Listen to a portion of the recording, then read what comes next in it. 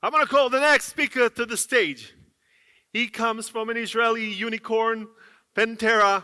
He is the CMO of the company. I want to call to the stage Aviv Cohen. The stage is yours. Thank you, Manny. Good luck.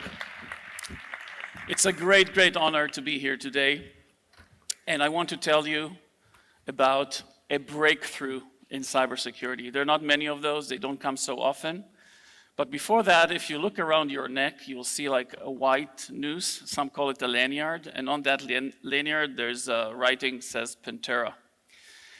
And I'm going to talk about security validation and the breakthrough in security validation, but hopefully in the next 10 minutes, it will also shed light on Pentera and why Pentera is the fastest growing cybersecurity firm today, thanks to that breakthrough. So I draw some pictures, I'm going to use them today, and that is, if we want to think about it for a moment, what are we leaving in the next generation and how do we measure our work? Is what we're leaving, when we leave and go to the next job, is security going to be better or worse? That's the bottom line questions. Are things becoming better? Or are we doing more of exactly the same? That's the question. So if we look at data, data shows that the case is not getting better. That's the bottom line. There's a lot of talk about innovation, but budgets go up, but yet damages go up further, and that gap, as you could see here, is growing. So I go to the fortune teller, that's my best habit, and I ask her, what would the future hold? And guess what? What did she say? The future is vulnerable. We have software, we have vulnerabilities. So the question then remains is what can we change about this future really? Where can we reach a breakthrough without adding additional technology, without adding like additional budgets? So the thing is we can change ourselves. What we can think about is that we've been thinking too long about vulnerability and a vulnerability-centric approach and trying to fix and patch those vulnerabilities. Because vulnerabilities that we're referring to as a whole, as a community, there are just too many of them to fix. And so we ask ourselves, it's a vulnerability, or we tell ourselves it's a vulnerability, let's patch it.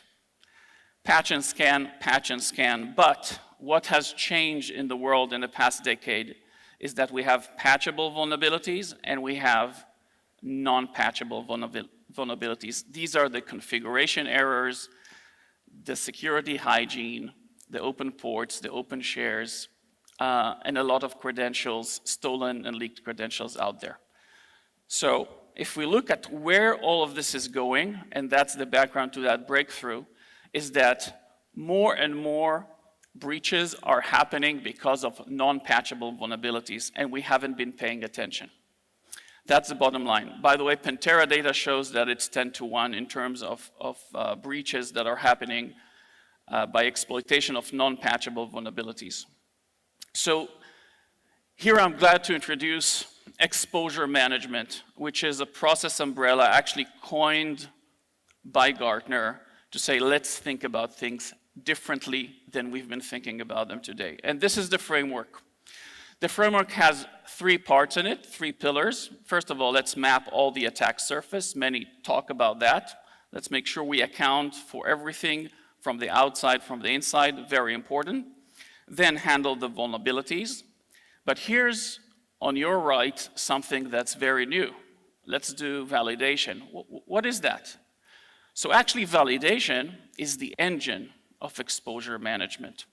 If we look at it and put validation in the center, in the heart of exposure management, it's what gets us ahead, what makes us more resilient, because we validate, remediate, and repeat, right? We have our assets, that's great, we have our vulnerabilities, but then picking exactly where to invest in mitigation and remediation remains an unsolved problem today, and doing that at scale over all our attack surface.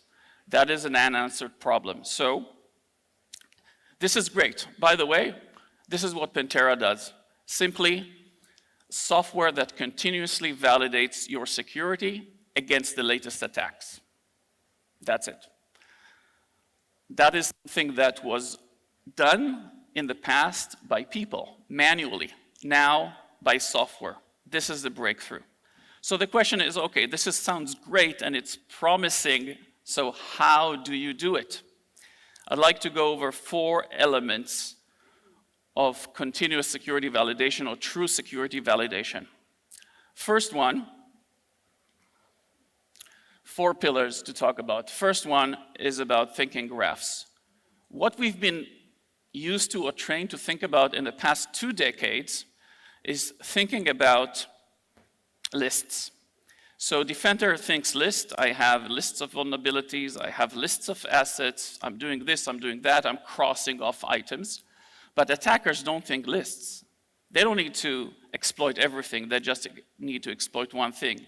They think about graphs. And there's a quote here by a researcher in Microsoft that as long as defenders thinks list and attackers thinks graph, attackers are going to win. It's a way to think different at things. When you want to do security validation, you need something that would create attack vectors, attack paths. Only then you can know where your true vulnerability is, what is the impact, or where it can get you, and assign back the priority based on that impact and the root cause. So that is principle number 1. Principle number 2, automate. It was said here before, there are not enough people, there's not enough talent. We can't validate all our attack surface with our current manpower. That's it. That's like, there's no way around this. You need to automate. So what does it mean, automating security validation? It means applying in software the full kill chain, the full attack path. You can see here the different stages from recon, compromise, foothold. The entire kill chain needs to be emulated by software as if it was like an army of 1,000 pen testers just in software, without any discounts, without any waiver, one-to-one. So that's the second principle. The third principle is that penetration testing today is typically done on 10% of the infrastructure. It's a sampling exercise, and we hope that the rest of the infrastructure is similar. But guess what? Breaches happen always because of an anomaly, because of one thing is different. And so if you want security validation, you need to validate everything. We call it defense in depth. We have all our layers, but do we test all our layers? That is rarely the case. So the third principle is test everything. And the fourth is do it continuously. Everything changes, network changes, user changes, clouds go, environments go up and down. The dynamic nature of networks today does not allow you to do an annual pen test. Those days are over. It's like going to the gym once a year and hoping you'll be fit for the entire year. Doesn't work. Actually learning from agile development of software, so is security validation. You just go with sprints. Sprints of validate, remediate, repeat, that's the way to go. So in summary, what is this breakthrough? What is this different mindset to be adopted in order to do more with the resources we have and get better and much more resilient than we are today? It's these 4 pillars of automated security validation. Starting from the top, think graphs, test complete attack vectors, do it automatically with software, validate everything, and then do it continuously in those iterations.